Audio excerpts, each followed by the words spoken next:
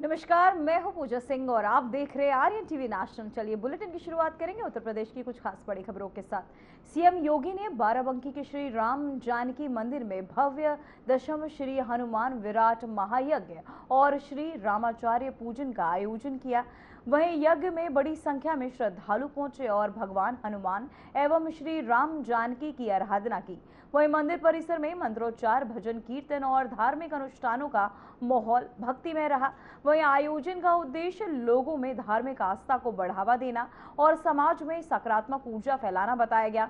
स्थानीय लोग और श्रद्धालु परिवार सहित शामिल हुए और आशीर्वाद भी लिया। इस दौरान सीएम आदित्यनाथ ने क्या कुछ कहा, चलिए आपको सुनाते हैं।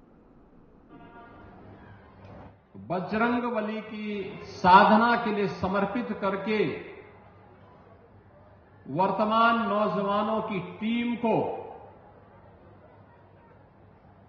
स्वस्थ शरीर के बारे में पहलवानी के इस कार्य के साथ जोड़ा। ऐसे हिंद केसरी के रूप में विख्यात ब्रह्मलीन महंत बाबा हरशंकर दास जी महाराज की पुण्य स्मृति को नमन करते हुए उन्हें मैं विनम्र श्रद्धांजलि अर्पित करता हूं। मुझे बहुत अच्छा लगा कि अपने पूज्य गुरुदेव की स्मृति में श्री हनुमत विराट महायज्ञ, श्री रामार्चा महायज्ञ, गौरी गणेश पूजन, सामूहिक कन्या पूजन, सामूहिक कन्या विवाह, सामूहिक वरिष्ठ नागरिक सम्मान, चिकित्सा शिविर, स्वास्थ्य शिविर और महाशिवरात्रि के अवसर पर महारुद्राभिषेक के भव्य आयोजन इस राम जानकी मंदिर बजरंग धाम के इस व्यायामशाला में बलराम दास जी महाराज ने आयोजित किया है। आप सोचो, बाबा हरशंकर दास जी महाराज एकदम संत स्वभाव के हनुमान जी के परम भक्त और पहलवानी में पारंगत थे। सैकड़ों नौजवानों को उन्होंने इसके माध्यम से धर्म के मार्ग पर चलने के लिए, राष्ट्र की रक्षा के लिए कैसे नागा सन्यासी अपने आप को समर्पित करते रहे हैं। बाबा हरशंकर दास जी महाराज का जीवन चरित्र उसका उदाहरण है और आज उनकी पुण्य स्मृति के इस कार्यक्रम के साथ मुझे जुड़ने का सौभाग्य प्राप्त हुआ है। मैं इस अवसर पर उनकी स्मृति को पुनः कोटि कोटि नमन करते हुए उन्हें विनम्र श्रद्धांजलि अर्पित करता हूं। बहनों और भाइयों, यही है हमारी सनातन धर्म की परंपरा। बाराबंकी जनपद कहते हैं कि हिरण्याक्ष राक्षस को मारने के लिए भगवान ने 12 रूप में इसी जनपद में अवतार लिया था। भगवान विष्णु के जो अवतार हैं उनमें 12 अवतार की भूमि बाराबंकी। भगवान लोदेश्वर महादेव का पवित्र धाम इसी बाराबंकी जनपद में, और यही जनपद है जिसने हॉकी के एक महान खिलाड़ी जिन्हें पद्म पुरस्कार से भी सम्मानित किया गया था, ऐसे श्री केडी सिंह बाबू को भी जन्म दिया था। ये वही धरती है, ये वही धरा है जिस धरा ने आधुनिक भारत में कैसे आधुनिक खेती करनी है, यहां के अन्नदाता किसानों ने, प्रगतिशील किसानों ने अपने परिश्रम से, अपने पुरुषार्थ से वह सब अर्जित करके एक नई प्रेरणा दी है वर्तमान समय के नौजवानों के लिए भी और अन्नदाता किसानों के लिए भी। मैं यहां पे लोदेश्वर महादेव की इस पावन धरा को, केडी सिंह बाबू की को, यहां के प्रगतिशील किसानों के इस परिश्रम को भी नमन करता हूं, जिन्होंने इस जनपद को एक नई पहचान देने के क्रम में आगे बढ़ाया है। और यही कारण है अब लोदेश्वर महादेव के मंदिर में भी भव्य कॉरिडोर बनेगा, भव्य कॉरिडोर, ऐसे ही जैसे काशी विश्वनाथ मंदिर में बना है, ऐसे ही जैसे गोला गोकर्णनाथ में, लखीमपुर खीरी में हमारी सरकार बना रही है, और ऐसे ही यहां पे लोदेश्वर महादेव के मंदिर में भी इस प्रकार का एक भव्य कॉरिडोर निर्माण के लिए सरकार पैसा दे चुकी है, कार्य प्रारंभ होने वाला है।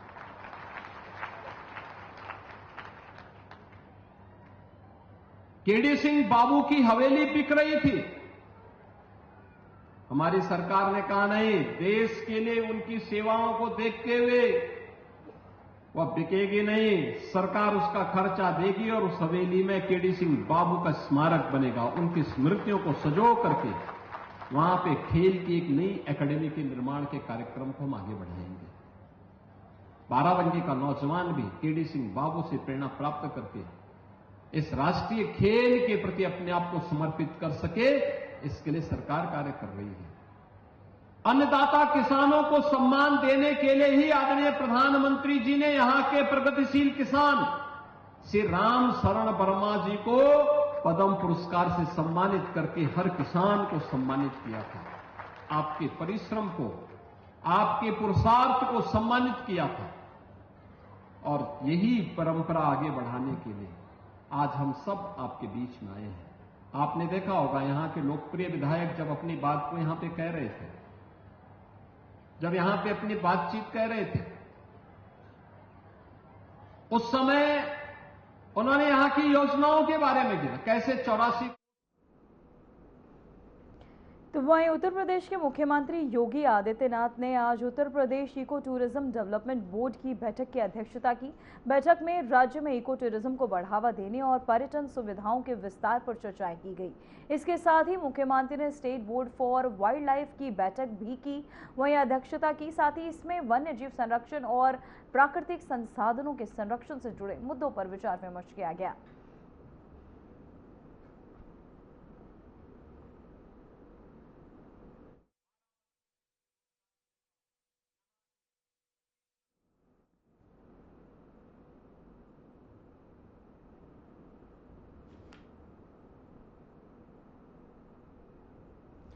तो वहीं उत्तर प्रदेश विधानसभा के बजट सत्र के दूसरे दिन डिप्टी मुख्यमंत्री केशव प्रसाद मौर्य ने कई मुद्दों पर प्रतिक्रियाएं दी। ओवैसी के यूपी आगमन पर उन्होंने कहा कि वे पहले भी प्रदेश आ चुके हैं और पहले भी यूपी को लेकर बड़े दावे कर चुके हैं, लेकिन प्रदेश के कमल खिला है और आगे भी कमल ही खिलेगा। राज्यपाल के अभिभाषण के दौरान विपक्ष के हंगामे पर मौर्य ने नाराजगी जताते हुए कहा कि सदन में विपक्ष का रवैया ठीक नहीं था और लोकतांत्रिक परंपराओं का सम्मान किया जाना चाहिए। कैमरा छोड़, अरे दिलीप ये कैमरा थोड़ा नीचे कर लीजिए। अरे सब तो कैमरा आके यहाँ चुप बयान दे रहा है, उसके बयान का देश की नजर में कोई महत्व नहीं। हाँ सर, ओवैसी भी कह रहे हैं हम यूपी आ रहे हैं, यूपी हिला देंगे, छोटे ओवैसी कई बार आ चुके हैं, कई बार हिलाने की बात कर चुके हैं। हाँ, लेकिन यहाँ कमल खिला था, कमल खिला रहे हैं। सर जिस तरह से विपक्ष का रवैया रहा है, उस रवैया विपक्ष का रवैया निंदनीय रहा है। अरे क्या करो अभिषेक भाई, नीचे करो सर। की कार्रवाई में सहयोग करना चाहिए और जनता 25 करोड़ जो उत्तर प्रदेश की जनता है उससे जुड़े हुए कोई भी सवाल हो उसको उठाना चाहिए। सरकार हर सवाल का जवाब देने का काम करेगी। बजट सत्र, जितने भी सत्र होते हैं, 3 सत्र होते हैं, उसमें बजट सत्र सबसे महत्वपूर्ण होता है। इस महत्वपूर्ण सत्र का समय बर्बाद करना, कांग्रेस के ढर्रे पर अगर समाजवादी पार्टी समाजवादी पार्टी का वही दुख रहा है। तो वहीं हापुड़ के गढ़ कोतवाली क्षेत्र में एक भयंकर हादसा देखने को मिला, जहां पूर्व राज्य मंत्री मदन चौहान के अज्ञात बदमाशों ने फायरिंग कर दी। बताया जा रहा है कि वो कार सवार होकर 3 बदमाशों ने रास्ते में उनकी गाड़ी रोककर पिस्टल से हमला किया। घटना के समय मदन चौहान एक निजी कार्यक्रम से लौट रहे थे और हमले में वे बाल बच गए। वारदात के बाद हमलावर मौके से फरार हो गए। पुलिस ने मामला दर्ज कर आरोपियों की तलाश शुरू कर दी है। वहीं बताया जा रहा है कि इससे पहले भी खनन माफिया द्वारा उन पर हमला किया जा चुका है। सबको नमस्कार करता हूं। आज दिनांक 9 फरवरी 2026 को मैं अपनी गाड़ी इनोवा से अपने गनर के साथ गांव हिरणपुरा में जितेंद्र के परिवार में कोई सगाई समारोह था। मैं वहां सम्मिलित होने जा रहा था। मेरे प्रिय भी रणधीर सिंह मेरे साथ थे। मैं जैसे एक्सप्रेस वे से और गांव में जाने को था तो बीच में ही 2-3 लड़के खड़े थे और एक लड़के के हाथ में 2 पिस्टल थी, एक हाथ में एक हाथ में दूसरी। हम सीधे अपने रास्ते से जा रहे थे। साइड में एक गाड़ी खड़ी थी, वो सफेद कलर की 8710 नंबर की फॉर्चुनर।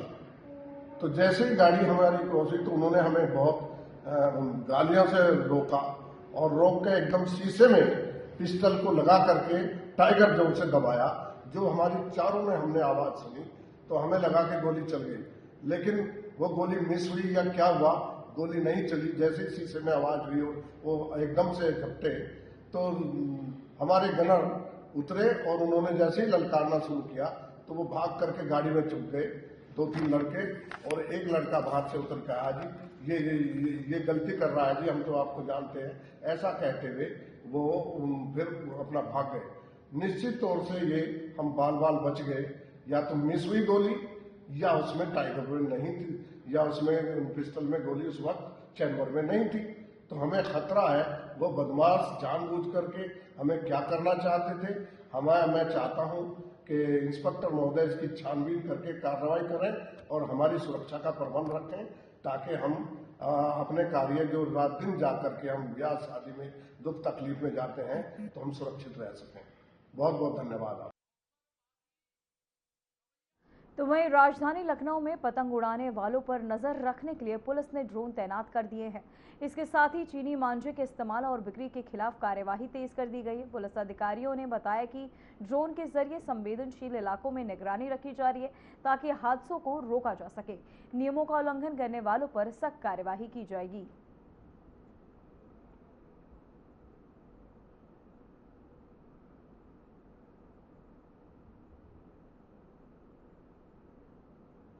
तो वहीं हरदोई जिले के शाहाबाद थाना क्षेत्र में मलकापुर गांव में बदमाशों ने एक घर में घुसकर अंधेड़ व्यक्ति को बंधक बना लिया और लूटपाट की वारदात को अंजाम दिया। बदमाश घर से करीब 30,000 रुपए नगद और लाखों रुपए के जेवर लूटकर फरार हो गए।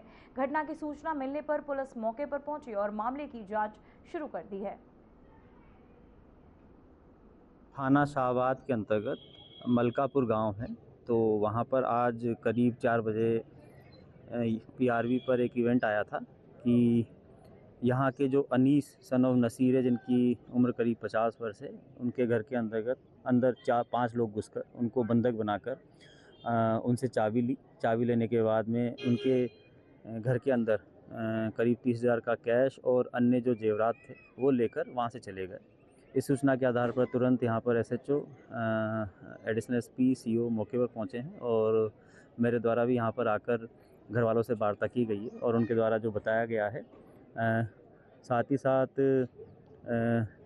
जो हमारी चेकिंग है वो सभी जगह करवाई जा रही है और एडिशनल एसपी के नेतृत्व में 3 टीमें बनाई गई है और जो हमारी एसओजी टीम है, सर्विलांस टीम है, वो भी इस पर काम कर रही है और इस घटना के अनावरण हेतु हम लगातार प्रयासरत हैं और जल्द से जल्द इस घटना का अनावरण किया जाएगा। तो वहीं हरदोई में मंडलायुक्त प्रवीण कुमार शर्मा ने कलेक्टर का निरीक्षण किया और आगामी चुनाव की तैयारियों की समीक्षा की। उन्होंने मतदाता सूची सुधार और पुनरीक्षण की प्रगति की पर जानकारी ली। साथ ही पूर्व निरीक्षण में मंत्री द्वारा दिए गए सुझावों और आख्या में बताए बिंदुओं की प्रगति का भी जायजा लिया। वहीं मंडलायुक्त ने शस्त्र अनुभाग और जिलाधिकारी कोर्ट और विभिन्न विभागों और पटलों का निरीक्षण किया। उन्होंने व्यवस्थाओं को बेहतर बनाने और अलग अलग तहसीलों और ब्लॉकों का निरीक्षण कराने के लिए जिलाधिकारी को निर्देश भी दिए।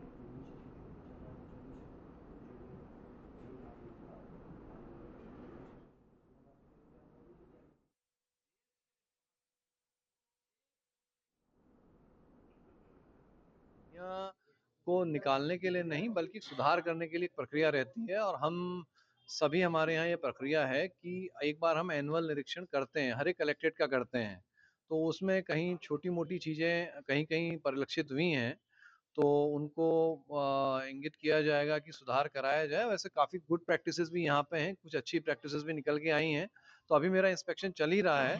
तो ये जो निरीक्षण हो रहा है, ये शासन ने सभी कमिश्नर से अपेक्षा की है कि वो जाके कलेक्ट्रेट्स और ऑफिसेस का करें। ऐसे ही डीएम्स भी अपने तहसीलों का, अपने कलेक्ट्रेट्स का और जो सीडीओज हैं वो अपने ब्लॉक्स का निरीक्षण करेंगे। तो जिससे एक तरह से जो कुछ चीज़ें जो हमारे एकदम सतत संज्ञान में नहीं आती हैं, वो भी हमारे फोकस में आ जाती हैं, तो और कार्यप्रणाली एक बार फिर से चुस्त दुरुस्त हो जाती है। पटलों का निरीक्षण किया अभी मैं यहाँ पे नहीं, अभी मैं इंग्लिश ऑफिस गया था, मैंने पूरे इंग्लिश ऑफिस को देखा, फिर अभी मैं आर्म्स वाले में आया हुआ हूँ, और उसके बाद ये कंबाइंड ऑफिस देखा था, कंबाइंड ऑफिस मैंने देखा था। अब मैं एक कोर्ट का निरीक्षण करूंगा, एडीएम साहब की कोर्ट का निरीक्षण करूंगा जो एडीएम जे हैं, और फिर मैं एक सीआरए सेक्शन को देखूंगा। तो यही चीजें मुझे देखनी है। धन्यवाद।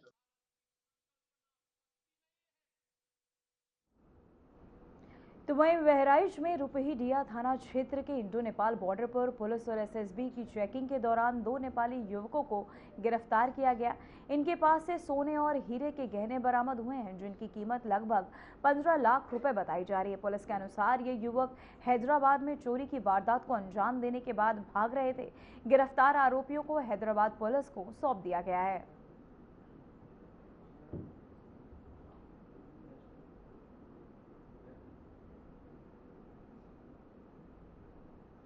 तो वहीं हरियाणा के सिंगर मासूम शर्मा के काफिले की एक कार ने स्कूटी सवार महिला को टक्कर मार दी, जिसमें महिला का पैर फ्रैक्चर हो गया।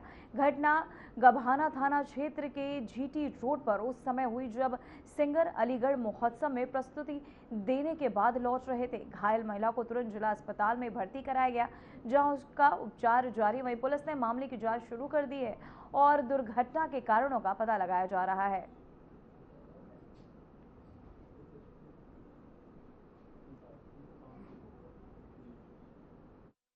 क्या हुआ आपके साथ, कहाँ हुआ है? मेरा पलाप एक्सीडेंट हुआ है और मतलब कोई सिंगर आ रहा है मतलब नुमाज में उसकी गाड़ी से। तो एक्सीडेंट कैसे हुआ? गाड़ी का नंबर है। तुम काय पे थी? मैं एक्टिवा पे थी। गाड़ी का नंबर क्या है? गाड़ी का नंबर बता देती हूँ।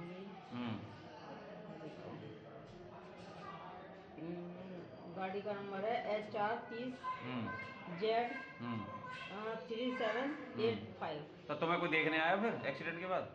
वहाँ से कोई नहीं आया। हाँ, तुम कह रही थी गमछा डाल के कोई आया था। हाँ, वो देखने आया था। वो यूँ कह रहे थे कि मैं करा दूंगा इलाज।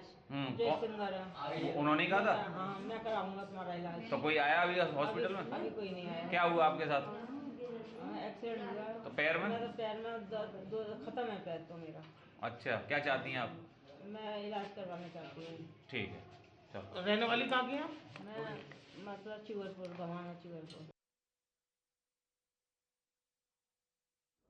तो वहीं गंगा एक्सप्रेसवे पर 4 युवतियों को कुचलने के मामले में कौशाम्बी निवासी विकास मिश्रा को पुलिस ने गिरफ्तार कर लिया। आरोपी के खिलाफ गैर इरादतन हत्या का मुकदमा दर्ज किया गया था और पुलिस उसकी तलाश कर रही थी। बताया जा रहा है कि चूली गांव की कुछ युवतियां भोज में शामिल होने पहुंची थी और उससे पहले ही पास बने गंगा एक्सप्रेसवे पर चली गई, जहां प्रयागराज की दिशा में आ रही कार ने उन्हें टक्कर मार दी। हादसे के 4 दिन में युवतियों की मौत ही हो गई और जबकि 5 घायल हो गई हैं, जिनकी हालत अब खतरे से बाहर बताई जा रही है।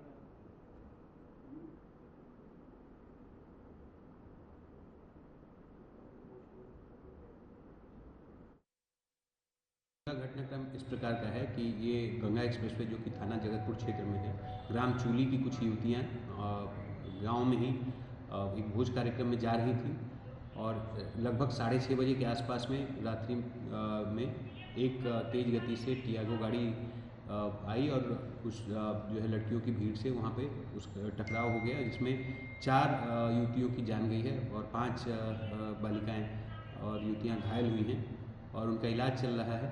अभी सभी स्टेबल हैं और डॉक्टर्स से जो बात की गई है वो आउट ऑफ डेंजर हैं। 4 लोगों का जो है डेथ हुआ, उसमें सभी की रात को ही पोस्टमार्टम करा के परिवारों को शव सौंप दिए गए थे। उनके अंतिम संस्कार भी हो गए हैं। कानून व्यवस्था की कोई स्थिति वैसे नहीं है, लेकिन इसमें इस प्रकरण पर पूरे प्रकरण पे 105 BNS का गैर इरादतन हत्या का मुकदमा उस पर पंजीकृत कराया गया है। अभियुक्त को ट्रेस कर लिया गया है। गाड़ी को भी कब्जा पुलिस में लेके थाने पे ले आया गया है। फॉरेंसिक्स की टीम के द्वारा साक्ष्य इकट्ठा कराया गया है और इसमें आगे की विधिक कार्रवाई की जा रही है। लड़के को पुलिस ने गिरफ्तार कर लिया है, विकास मिश्रा नाम है उसका, कौशाम्बी जिले का रहने वाला है।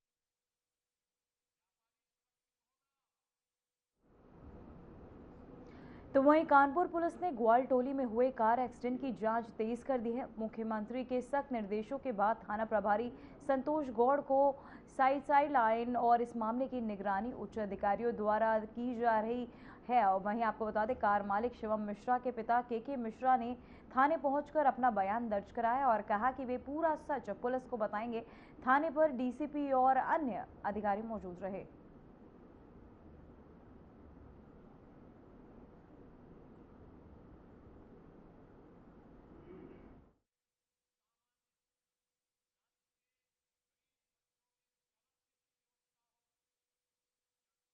चक्कर आने की वजह से जो सामने से टेम्पो आ रही थी उसने इनकी गाड़ी में साइड में टक्कर मारी।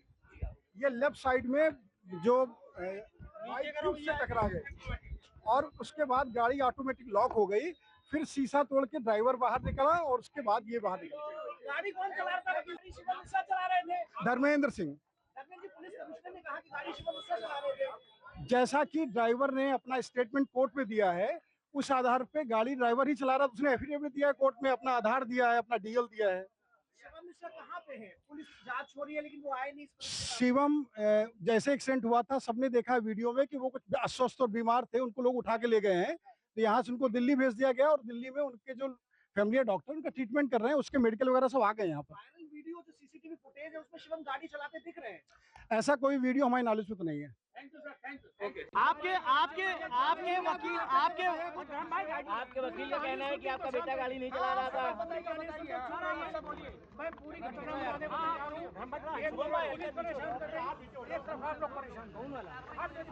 अपनी बात कहिए। हाँ, बात कहिए।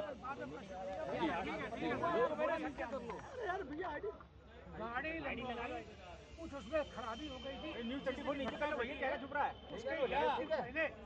मिस्त्री बाहर से आके उसको गाड़ी को महुआ थोड़ा नीचे करो, टेक्निकल प्रॉब्लम है। उसके बाद में दूसरे दिन शिवम और ड्राइवर दो आदमी उस गाड़ी को टेस्टिंग के लिए ले गए। एबीसी थोड़ा नीचे करो, एबीसी थोड़ा नीचे करो। आप बात करो, ठीक है। वो उस गाड़ी को टेस्ट के लिए गए सिविल लाइन से लेके वो जगह वापस आ रहे थे। उसी बीच में जहाँ ये खतरा घटित हुई उसके पास को कुछ झपकी आने लगी। ऐसा ड्राइवर को सोचने लगा कि इनको हुआ क्या, झपकी ऐसी लगने लगी। तो उन्होंने उसके एक हाथ छोड़ के शिवम के पीछे हाथ लगाया। थोड़ा नीचे करिए ना, साथ में तो बराबर पे नीचे। तो गाड़ी स्लो हो गई। गाड़ी स्लो होने के बाद में ब्रेक मारा उसने।